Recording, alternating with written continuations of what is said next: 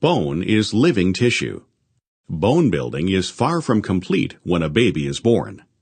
During growth, from infancy to adulthood, bone is increased in size, strength, and hardness. Also, in different parts of the body, bones grow at different rates. Bone growth is partly in response to stresses that are put on the bone by weight-bearing motion. The simple acts of walking, running, jumping, and lifting heavy objects put strain on bones that results in increased bone density. Trabecular bone is found in the shaft and at the ends of the long bones, inside the spinal vertebrae, and inside the flat bones of the pelvis. In the ends, trabecular bone completely fills the cavity, and its structure transmits stress forces to the shaft.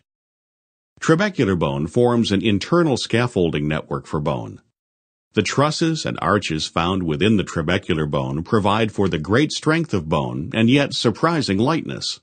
The arches and trusses inside trabecular bone provide a sponge-like appearance in the bone and also create the opportunity for blood vessels to penetrate the bone structure from the center core, marrow, of the long bone.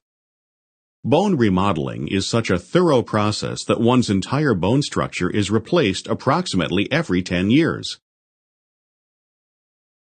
Once maturity is reached, about age 30, the process of remodeling slows, and the loss of bone calcium deposits exceeds the replacement of the bone structure.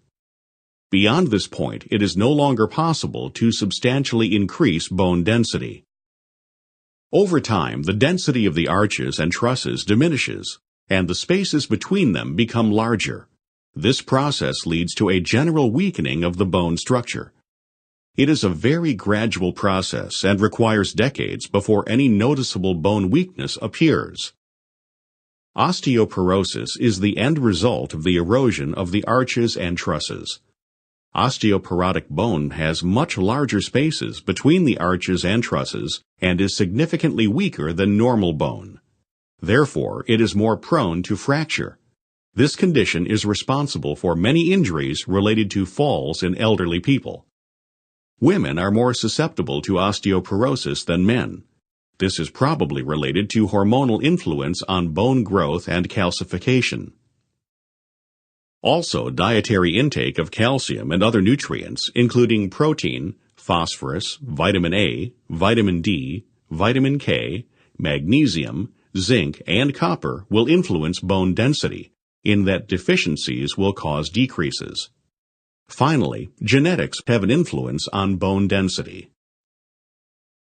Here is the progress of bone loss in a person who has taken some precautions related to osteoporosis onset.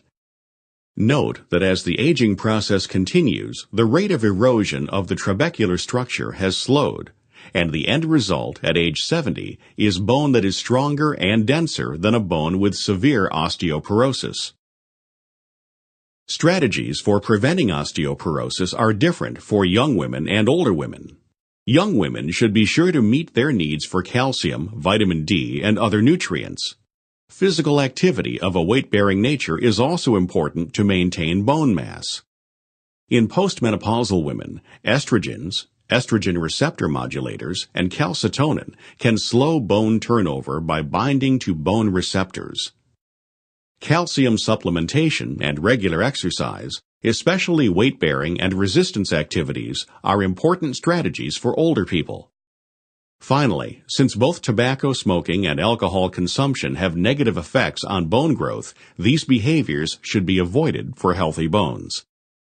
In summary, osteoporosis, the weakening of bones due to loss of calcium and phosphorus from the interior of the bone architecture, is a degenerative disease that is influenced by many contributing factors.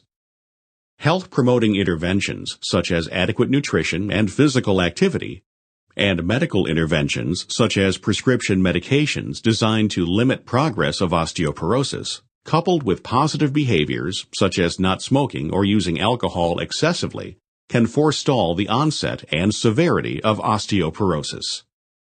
Men are also at risk for developing osteoporosis. For men, similar prevention strategies apply.